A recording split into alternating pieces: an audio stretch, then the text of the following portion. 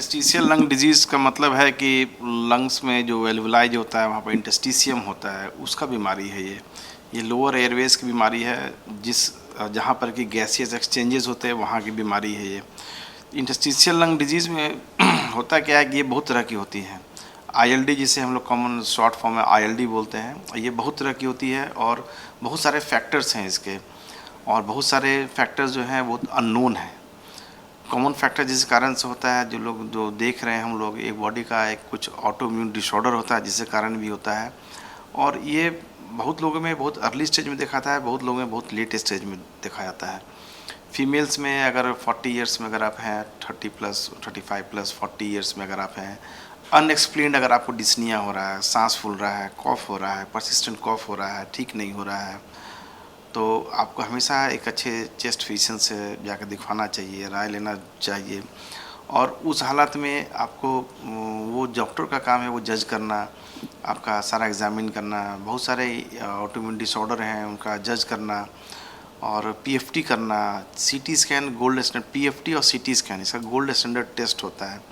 तो हम लोग CT स्कैन HRCT टेस्ट कराते हैं, उसमें देखते हैं कि लंग के एल्वुलाई में आपका सिकुड़ना स्टार्ट हुआ है कि नहीं हुआ है। बहुत लोग हमारे पास लेट स्टेज में आते हैं, तो उसमें लेट स्टेज वालों को बहुत दिक्कत होती है और बहुत सारे मेडिकेशन स्टार्ट करना पड़ता है, ऑक्सीजन देना होता है। तो ये interstitial lung disease basically interstitium का बीमारी है, जैसे कोविड है, कोविड में भी इंटरस्टिशियम ही इन्वॉल्व होता है, लंग का लोअर पार्ट ही इन्वॉल्व होता है। बट कोविड जो बीमारी है अच्छी बीमारी है, ये क्योरेबल डिजीज़ है, ये क्योर होता है।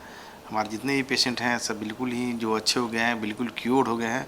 बट ILD के पेशेंट का हम क्योर नहीं कर सकते हैं।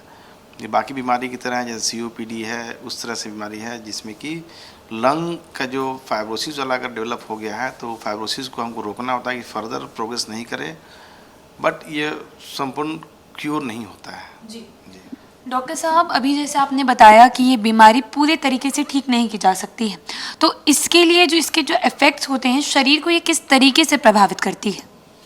ये बीमारी जो है शरीर को ऐसे प्रभावित करती है कि पहले तो पेशेंट में कॉफ लेके पेशेंट प्रेजेंट करता है, कॉफ के बाद फिर शॉर्टनेस ऑफ ब्रेथ होता है, शॉर्टनेस ऑफ ब्रेथ के बाद फिर ऑक्सीजन लेवल जो है वो कम होता है।